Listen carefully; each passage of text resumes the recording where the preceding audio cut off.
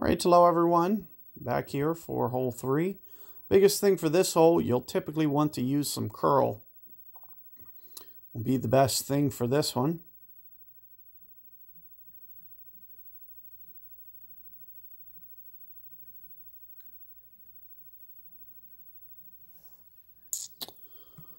So once again, I am going to just trigger this here.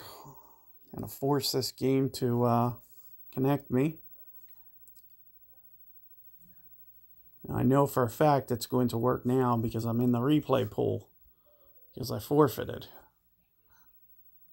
So this is a tough one because this ball has the tendency to kind of launch extra distance. So you may just want to be just a little bit cautious and come off just a little bit of power. What I'm going to essentially do is kind of play the max number. So I'm thinking, at least 6 or 7 rings here.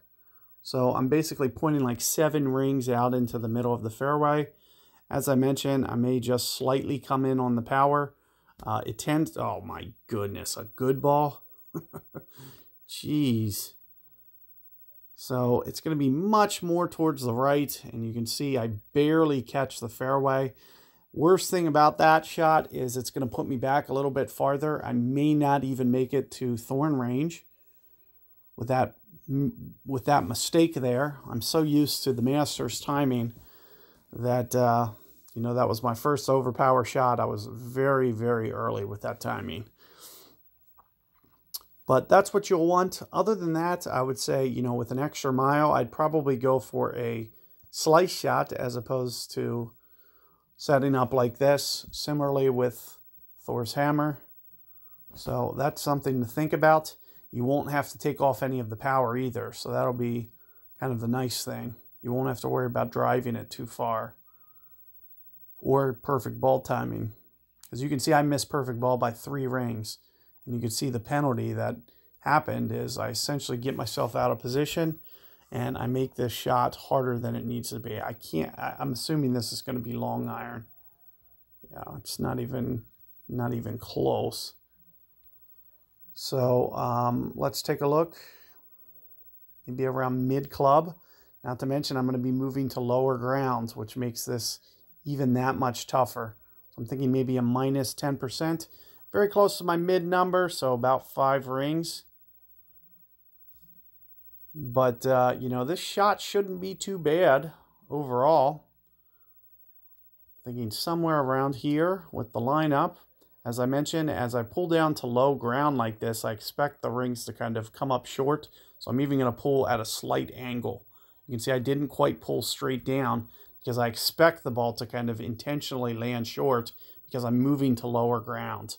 So that's why I pulled at an angle, and sure enough, you can see that I'm able to get it to roll in. So do keep that kind of offset trick in the back of your mind. Anytime you pull down to lower ground, the ball will land short. So if you don't make some kind of pull up, higher up on the hill, it's not going to play the way that you want. But you can see, very straightforward, whether I get up to the thorn range or not. You probably want to actually use a Hornet for this hole. So you'll probably want to specifically bring that. And, especially if you have a POC 5, a POC 6, a POC 7, and you get it kind of a lot of rollout, you're going to give yourself a good chance to get to that thorn distance. I recommend the Hornet. It has more top spin. Not to mention it also has the possibility that you could great ball it in. But it seems like the changes on this hole, in my opinion, it's making it a little bit easier. This seems to be much more smooth flowing, where there used to be kind of a ridge right in the front here. That if you got on the wrong side of the ridge, it made it harder. I do think the way that they redesigned this is much more like a natural green, and as a result, you're going to see much more consistent results and a good opportunity to make that albatross every time. So good luck with that hole. I'll catch you guys on 4 coming up.